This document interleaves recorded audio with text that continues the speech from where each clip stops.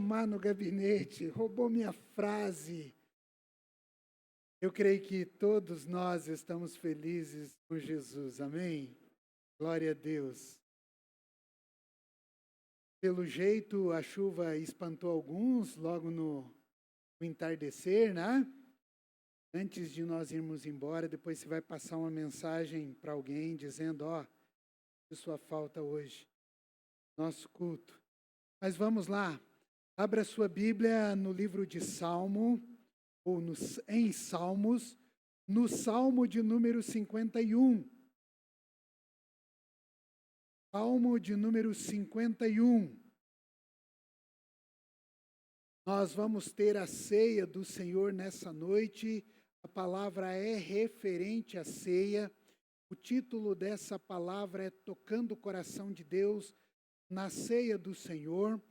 Eu quero fazer um paralelo, já vou avisar você, nós vamos fazer um paralelo entre aquilo que Davi viveu em seu arrependimento com o momento de ceia. É um paralelo. O texto, o Salmo de número 51, ele tem 19 versos. Eu vou ler, depois você vai manter a sua Bíblia aberta, e aí nós vamos trabalhar um pouco e pensar sobre aquilo que nós podemos fazer, ou aquilo que nós devemos fazer diante da ceia do Senhor.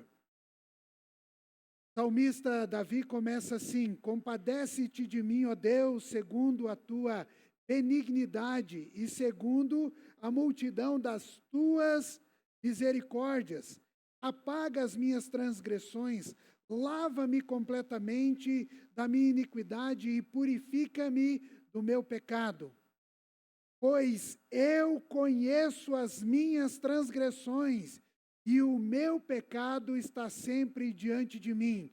Só uma pausa aqui. Primeiro, todos nós conhecemos os nossos pecados. Não tem ninguém aqui nessa noite que não conheça o seu pecado diante de Deus. Nós não podemos dizer, eu não conheço, eu não sei nada a respeito do pecado que eu estou cometendo. Nós não cometemos pecado por ignorância. E há uma outra palavra aqui nesse texto que me chama a atenção, é que o salmista diz, o meu pecado está sempre diante de mim.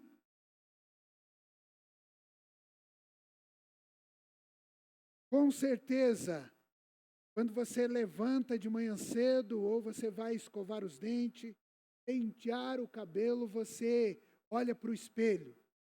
O que você vê é a sua imagem refletida. Mas imagine você olhando no espelho e não vendo você, mas vendo o seu pecado. Seu pecado está sempre, ou melhor, o meu pecado está sempre diante de mim. Verso 4. Pequei contra ti somente, e fiz o que é mal perante os teus olhos, de maneira que serás tido por justo no teu falar e puro no teu julgar. Mais uma pausa aqui, a respeito desse texto, é que todo o nosso pecado, todo e qualquer pecado cometido, ele é primeiramente contra Deus. É quebra de mandamento, é quebra de princípios, é desobediência. Então, todo pecado é primeiramente contra Deus. Entendido, igreja? Então, você analisa o seu coração. O salmista, ele olha para dentro dele, ele olha para dentro do seu coração, e ele vai dizer, pequei contra ti somente. Agora o verso 5. Eu nasci na iniquidade e em pecado me concebeu minha mãe. E eis que te comprases na verdade e no íntimo, e no recôndito me faz reconhecer a sabedoria. Purifica-me com o isopo e ficarei limpo. Lava-me e ficarei mais alvo que a neve. Isopo era um galho em que o sacerdote pegava para aspergir o sangue.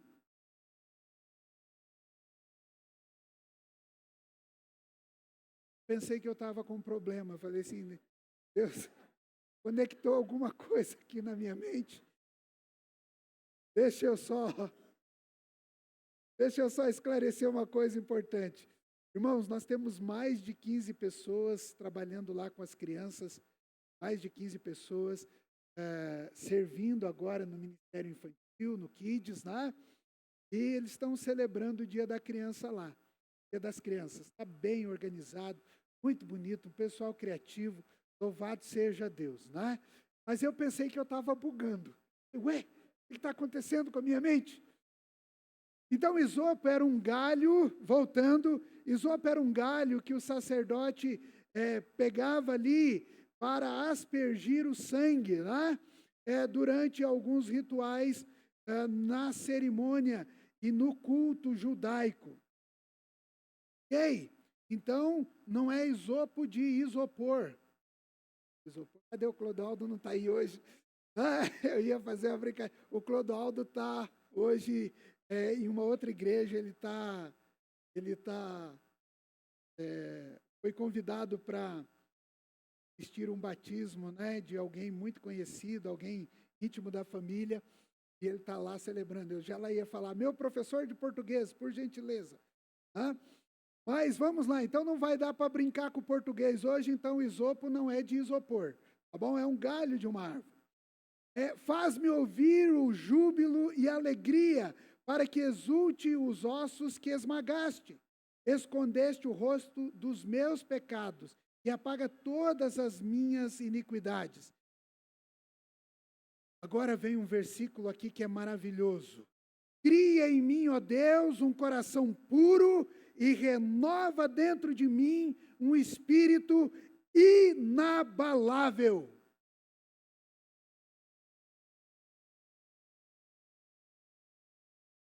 Poderia perguntar, você tem um espírito inabalável? São poucas as pessoas que a gente conhece que têm um espírito inabalável. Não me repulses ou não me expulses da tua presença, nem retires o teu Santo Espírito. Restitui-me a alegria da tua salvação e sustém-me com um espírito voluntário. Então ensinarei aos transgressores os teus caminhos, e os pecadores se converterão a ti. Livra-me dos crimes de sangue, ó Deus, Deus da minha salvação, e a minha língua exultará a justiça. Porque Davi fala então, livra-me dos crimes de sangue, porque Davi cometeu crimes. O rei segundo o coração de Deus, o homem segundo o coração de Deus cometeu crime de sangue, quando colocou Urias, esposo de Betseba na frente do batalhão do seu exército, ou na frente do seu exército, com o propósito que ele fosse morto em batalha. Versículo 15, abra, Senhor, os meus lábios, e a minha boca manifestará o teu louvor, pois não te comprazes em sacrifício, do contrário, eu tos daria, e não te agradas em holocausto. Sacrifício agradável a Deus são o espírito quebrantado, coração compungido e contrito, não desprezará, ó Deus. Faze bem a Sião, segundo a tua boa vontade, edifica os muros de Jerusalém. Então te agradarás do sacrifício de justiça, dos holocaustos e das ofertas queimadas sobre o altar, e oferecerão novilhos. Vamos orar mais uma vez? Deus amado, muito obrigado, Senhor, por esse tempo precioso de culto ao Senhor, de celebração da ceia também do Senhor, e nós queremos, Pai, ministra ao nosso coração nessa noite, que o nosso coração se volte ao Senhor em rendição ao Senhor, e que o Senhor fale conosco. É a nossa oração. Amém. Esse salmo é um dos salmos mais marcantes da vida de Davi. É claro que você conhece outros salmos de Davi. Você conhece o Salmo 23, o Senhor é meu pastor e nada me faltará. Guia-me pelas veredas da justiça por amor do seu nome. Ainda que eu ande pelo vale da sombra da morte, não temerei mal algum, porque o Senhor com a sua vara e o seu cajado me consola. É claro que você conhece. Você conhece outros salmos de Davi. Mas esse é um salmo marcante, sabe por quê? Porque Davi, ele foi confrontado pelo homem de Deus. Mas antes de chegar aí, me permita dizer o seguinte: alguns comentaristas chamam esse salmo de um grito de perdão. É quando Davi reconhece, diante do confronto do profeta Natã, de que ele é um homem pecador. Presta atenção, independente de posição social, independente de contexto de vida, independente de onde você esteja, sempre haverá um homem de Deus para confrontar o seu pecado.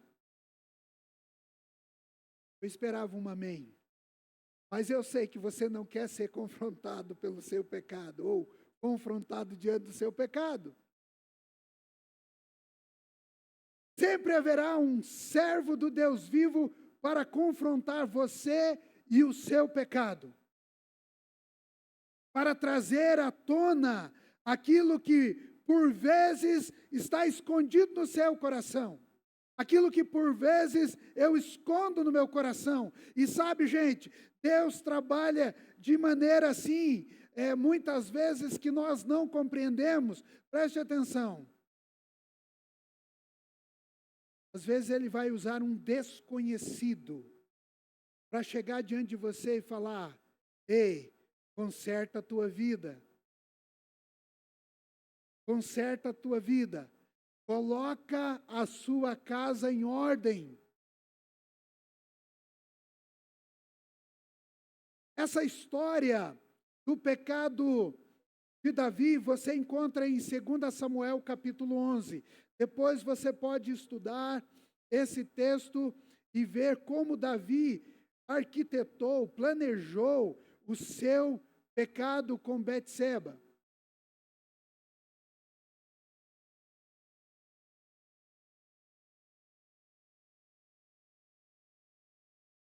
Mas eu quero ir um pouquinho além com você.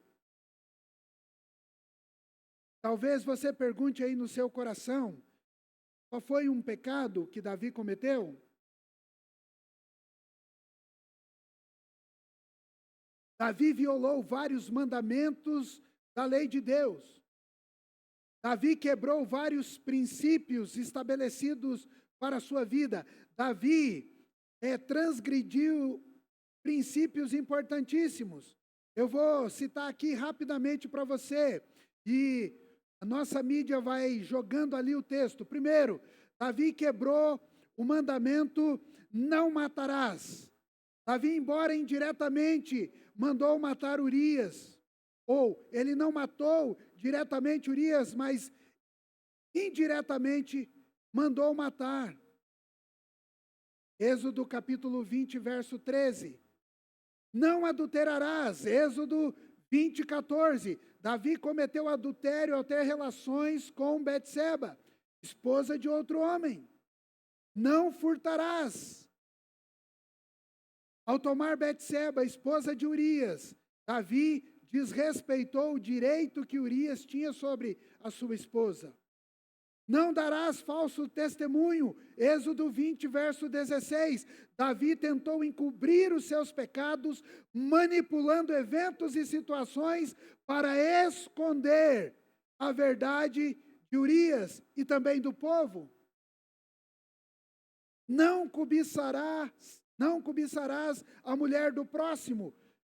Êxodo 20, 17.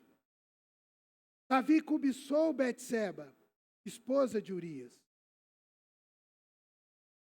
Eu coloquei aqui na ordem que aparecem os versículos, mas a gente poderia pensar na ordem em que aconteceu os fatos. Primeiro ele cobiçou, depois ele adulterou, depois ele levantou falso testemunho, ou depois ele matou Urias, e depois ele levantou falso testemunhos tentando esconder da nação.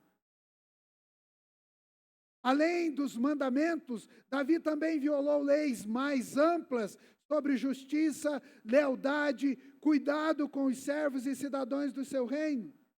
Cidadãos, não cidadãos. Ninguém entendeu a piada, glória a Deus, esquece a política, vamos embora. A tentativa de encobrir o pecado e manipular as situações mostra como Davi desconsiderou a integridade moral e os princípios de uma liderança justa como rei. Então, como eu já disse a você, nessa noite eu quero fazer um paralelo do Salmo 51 com aquilo que precisamos fazer para tocar o coração de Deus diante da ceia do Senhor. Você toca o coração de Deus, primeiramente com arrependimento. Diante do confronto do profeta Natã, Davi arrependeu-se do pecado cometido. Arrependimento é definido como uma emoção complexa que surge quando uma pessoa reflete sobre uma ação ou decisão que ela deveria ter tomado e não tomou. Arrependimento é trazido também por insatisfação ou por culpa, por acreditar que poderia ter feito algo diferente. É um sentimento que envolve a percepção de que algo negativo poderia ter sido evitado. Ninguém se arrepende de fazer coisas boas. Ninguém se arrepende de ter tomado boas decisões. Nós nos arrependemos de tomar más decisões. Você está me entendendo, igreja? Diga amém. Eu sei que está rolando o relógio de oração do encontro com Deus, né? Nossa líder, Josiane, ela tem umas ideias malucas, colocou lá relógio de oração. Tem pessoas que estão acordando 2, 3 horas da manhã para orar, como eu, né? Então, eu sei que você está meio assim, cansado. Mas note, ninguém se arrepende de boas decisões. Você já viu alguém chegar e falar assim, estou arrependido de ter tomado essa boa decisão na vida, da coisa ter melhorado? Ninguém faz isso. Nós nos arrependemos por coisas erradas que nós fazemos, por decisões erradas que nós tomamos, por coisas que a gente deixou de fazer. Na teologia cristã, arrependimento é entendido como uma mudança profunda de mente e de coração em relação ao pecado, principalmente ao pecado, acompanhado de uma decisão de se voltar para Deus. Foi isso que aconteceu com Davi. Ele estava confortável em seu pecado. Davi estava pensando, eu cometi o crime perfeito. Ninguém vai saber do caminho errado que eu tomei. Sabe aquela coisa que você faz no seu íntimo e você imagina assim, ninguém pode saber disso ou ninguém vai saber disso? Deixa eu dizer uma coisa para você, talvez para alegrar você ou talvez para entristecer você, mas nada fica em oculto embaixo do céu e em cima da terra. Nada fica em oculto. Deus te vê. O Salmo 139 vai dizer para nós que o Senhor nos sonda e nos conhece. E sabe, Deus é um tremendo fofoqueiro. Pastor, que heresia é essa? É verdade, irmão. Faça coisa errada, tente esconder as coisas erradas que você faz.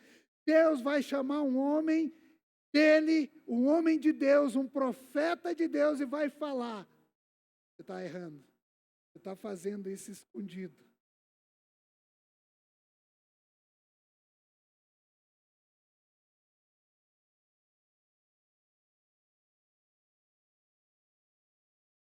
Deixei você com medo, né? Deixei você com medo. Dani ficou com medo? Não? Não está fazendo assim.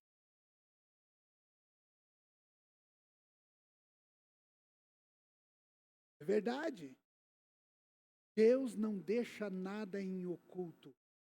Quando Ele tem um propósito, Ele tem algo para fazer, Ele vai revelar. Ele vai revelar.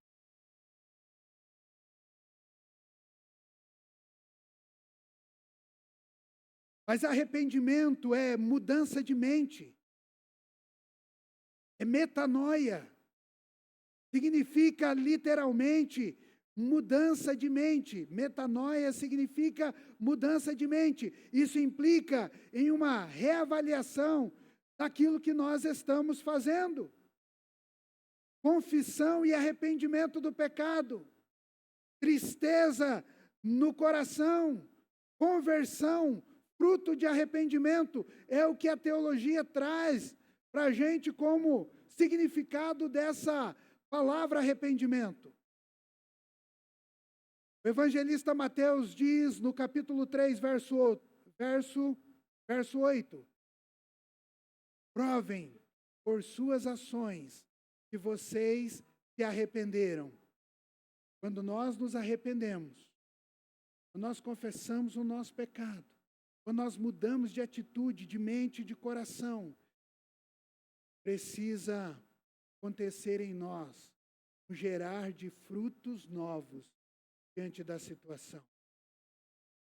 Por isso que Mateus diz: provem por suas ações, vocês se arrependeram. Em resumo, arrependimento na vida cristã é uma mudança de mente e de coração que leva à confissão do pecado, o abandono do pecado e a transformação de vida. Ela é essencial no relacionamento com Deus. Então, queridos, tocar o coração de Deus pelo arrependimento na ceia do Senhor passa por aquilo que o apóstolo Paulo chama de autoexame. 1 Coríntios 11, 28. Portanto, examinem-se antes de comer o pão e beber o cálice. O que Paulo está dizendo é: faça um check-up. Olha para dentro de você. Olha para o seu interior e busque se arrepender do pecado, do erro que você está vivendo. Arrependimento genuíno transforma a nossa relação com Deus e com nós mesmos e com o nosso próximo. Assim como Davi foi confrontado com o seu erro, ele escolheu o caminho do arrependimento, nós também somos convidados a fazer um autoexame sincero, especialmente no momento da ceia. É o texto que nós já gravamos no nosso coração. É o texto que está na nossa mente. Mas nós precisamos fazer esse processo de reflexão, de mudança. Só quando a gente faz isso, só quando a gente olha para dentro do nosso coração, quando a gente verdadeiramente enxerga dentro do nosso coração a sujeira, que a gente pode viver uma vida com integridade, com mudança, crescendo espiritualmente, demonstrando frutos de uma vida de verdadeira transformação. Então, você pode tocar o coração de Deus na ceia do Senhor com arrependimento. Eu sei que vocês não gostam, mas eu vou ter que fazer Toca o irmão do lado e diz assim: toque o coração de Deus com arrependimento. Segundo, você toca o coração de Deus pelo clamor. Versículo 10 a 12, o texto diz assim para nós: cria em mim, ó Deus, um coração puro e renova dentro de mim um espírito inabalável. Não me repulses da tua presença, nem me retires o teu Santo Espírito. Restitui-me a alegria da tua salvação e sustenta-me com um espírito voluntário. O clamor de Davi não é pela presença de Deus. O clamor de Davi não é por um avivamento pessoal. O clamor de Davi não é pela presença simplesmente, mas é um pedido que parte de dentro do seu coração, dizendo: Deus, limpa-me por dentro. Limpeza do coração e do espírito para ter pensamentos e desejos novos.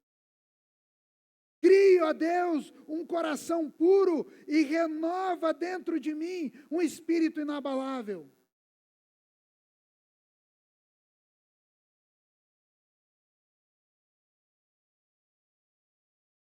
Essa palavra cria, ó Deus, a palavra criar aqui é a mesma de Gênesis. A mesma palavra de Gênesis na criação. Porque só Deus pode criar algo novo. Cria, ó Deus, um coração puro e renova dentro de mim um espírito inabalável.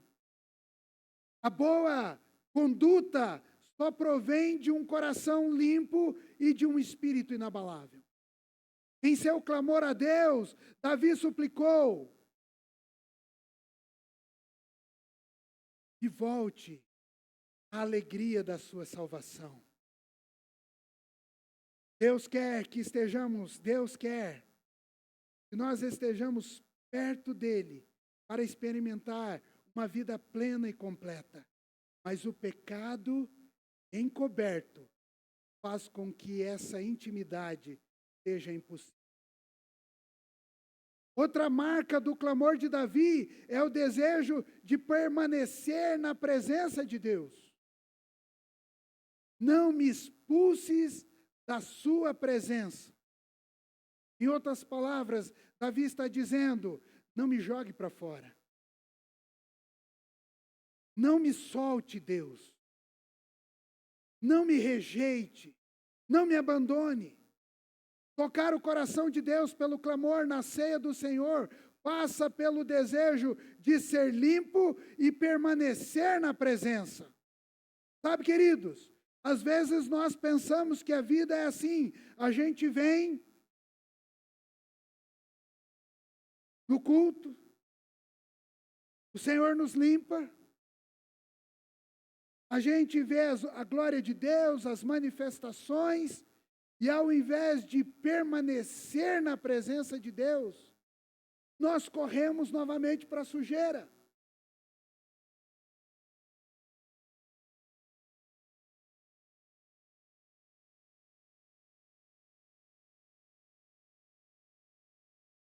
Permanecer em Deus faz com que o desejo por Ele aumente. E a rejeição pelo pecado também aumente. Você está me entendendo? Toda vez que você se aproxima de Deus, mais longe do pecado você vai ficar. É por isso que Davi está dizendo: Senhor, não me lances para fora, não me jogue para fora, eu quero permanecer, porque se eu permanecer, o pecado vai estar distante. Amém, igreja? É uma decisão sua. Tocar o coração de Deus pelo clamor na ceia passa pelo desejo de ser limpo e permanecer na presença de Deus e permanecer ligado a Ele. Nas palavras de Jesus, com seus discípulos em João 6, 54, ele declara: quem comer da minha carne e beber o meu sangue tem a vida eterna, e eu o ressuscitarei no último dia. Uma firme declaração que estar em Cristo e permanecer com Ele não é só por agora, também para a vida eterna. Assim como Davi clamou pela limpeza interior e pela permanência na presença de Deus, nós somos desafiados a examinar os nossos corações e confessar os nossos pecados diante de Deus. Clamor genuíno toca o coração de Deus. Sabe, o clamor genuíno toca o coração de Deus. Restaura a nossa comunhão com Ele.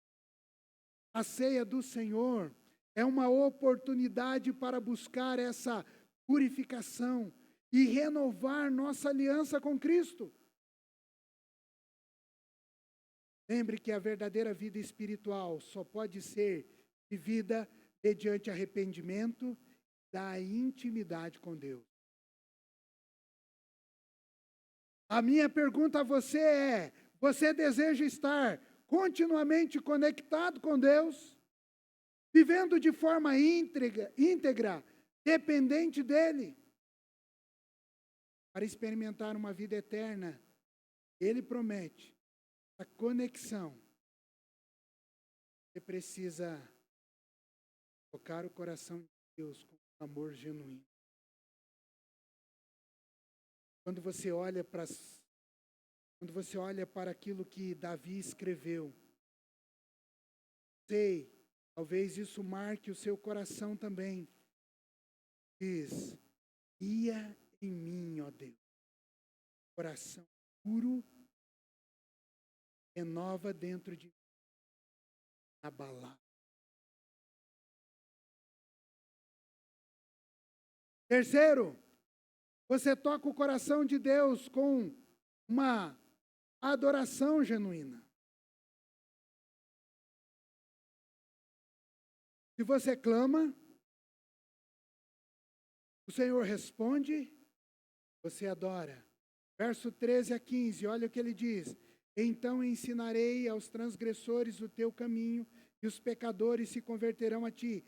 Livra-me dos crimes de sangue, ó Deus, da minha salvação.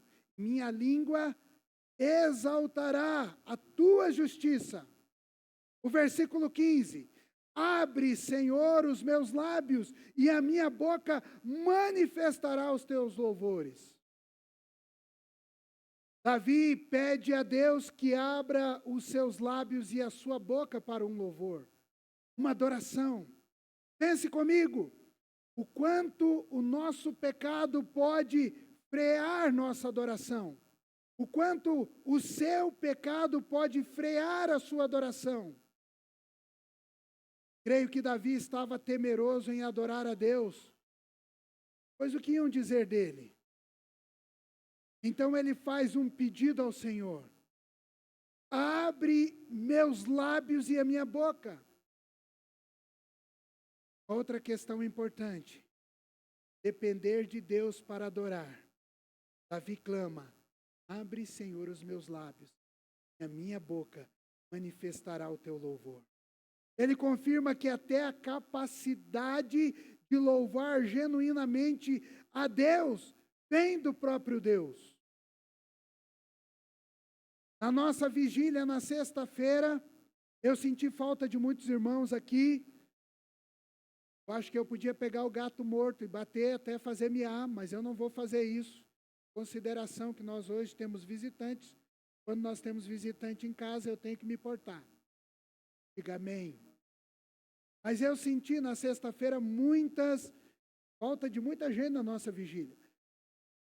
Mas, pastor, o que você está dizendo isso? Estou dizendo porque na sexta-feira a gente falou que até o desejo de orar é gerado por Deus. Quando nós não sabemos o que orar, nós clamamos ao Espírito Santo, que fala ao nosso espírito, e aí nós sabemos, porque Ele sabe o que clamar. Se não me engano, Romanos 8, né? Quem estava na vigília, lembra o texto? Ah, já esqueceram, né? É isso, Espírito Santo. Então, até a adoração genuína, o louvor genuíno, vem de Deus colocado em nosso coração. A adoração verdadeira não é apenas uma performance humana, mas uma obra do Espírito em nós. O pessoal do louvor está me ouvindo bem? Estão me entendendo? Então só o pessoal do louvor diga amém. Glória a Deus. Adoração não trata só de performance. A gente pode performar em alguma coisa, tocando bem, cantando bem, fazendo bem aquilo que nos é dado para fazer, mas a verdadeira adoração, ela brota do Espírito, ela vem do nosso coração, e é obra de Deus em nós. A ceia também é um momento de adoração para nós. Nossos olhos estão voltados para o Cristo da cruz. E o que marca olharmos para o Cristo da cruz, senão uma adoração, porque Ele deu a sua vida por nós.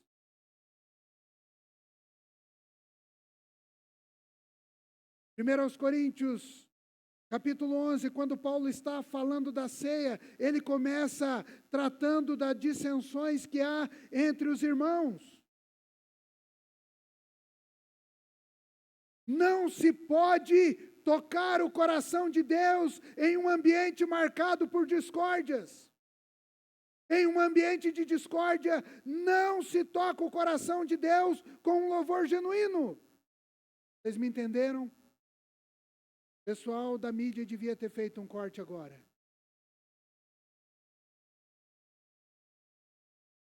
Não se toca o coração de Deus em um ambiente marcado por discórdias. Em um ambiente de discórdia, não se toca o coração de Deus com louvor genuíno. O que isso está querendo dizer para nós, pastor? Está querendo dizer para nós, se nós não estamos vivendo bem em nossa casa, nós não vamos tocar o coração de Deus com um louvor genuíno. Se nós não estamos vivendo bem com os nossos semelhantes, nós não tocamos o coração de Deus com louvor genuíno. Se nós não estamos vivendo bem dentro da nossa célula, com os nossos irmãos, nós não tocamos o coração de Deus com louvor genuíno. Se nós não estamos vivendo bem dentro da igreja, com os nossos irmãos, nós não tocamos o coração. Nós nos arrebentamos. A garganta vai ao último. Mas o coração de Deus não é tocado. É por isso que Paulo começa dizendo aos crentes de Corinto, olha, eu ouço falar sobre vocês, e aí tem muita contenda, muita discussão. E que o verdadeiro sentido da ceia não está sendo observado. Porque o sentido da ceia é olhar para Cristo crucificado na cruz, é olhar para a ressurreição de Cristo e é glorificar aquilo que Ele fez por nós. E a gente, quando olha para isso, a gente tem que louvar o Senhor com um louvor genuíno.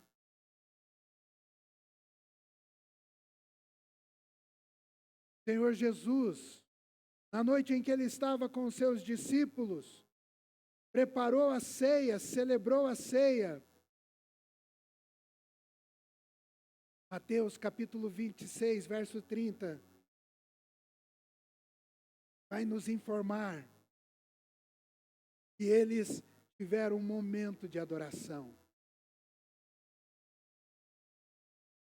Eles se reuniram e cantaram hinos de louvor ao Senhor. Eles estavam unidos no mesmo propósito, na mesma direção. Então, adoração. Adoração sincera requer um coração purificado, unido, tanto com Deus quanto com os outros. Assim como Davi clamou para que Deus abrisse seus lábios, precisamos depender do Espírito Santo para que o nosso louvor não seja apenas uma formalidade, mas uma expressão sincera de gratidão por tudo aquilo que Cristo fez na cruz do Calvário.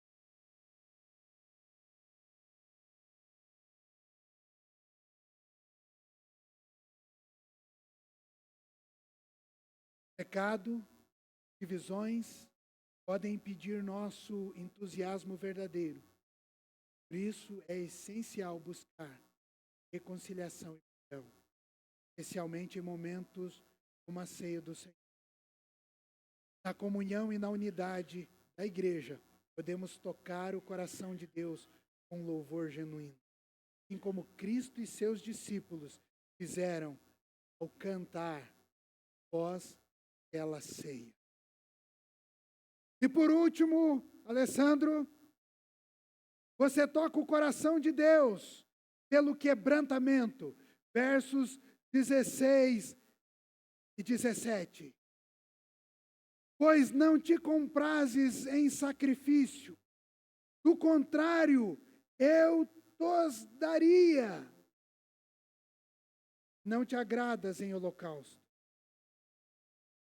Sacrifícios agradáveis a Deus são um espírito quebrantado, coração compungido e contrito, não despreza o Senhor. Davi reconhece que o verdadeiro sacrifício a Deus é um espírito quebrantado. Em outras palavras, Davi está dizendo que o espírito quebrantado é reconhecimento de sua rebeldia contra Deus, sua culpa pelos muitos pecados. O coração precisa estar entristecido por causa dos maus feitos. O comentarista bíblico Moody, falando desse verso, diz que o senso do pecado e culpa exigem mais do que ofertas queimadas. Por isso, Davi oferece o seu espírito quebrantado e o seu coração contrito. Um espírito quebrantado é aquele que confirma os erros, se arrepende sinceramente e busca se reconciliar com Deus e com o próximo. O Salmo 34, verso 18 declara: perto está o Senhor dos que têm o coração quebrantado e salva os de espírito oprimido. Para tocar o coração de Deus pelo quebrantamento na ceia, você precisará reconhecer que seus sacrifícios não são nada mediante os sacrifícios de Jesus. Tudo aquilo que você intenta fazer para Deus não é nada diante daquilo que Deus já fez por você.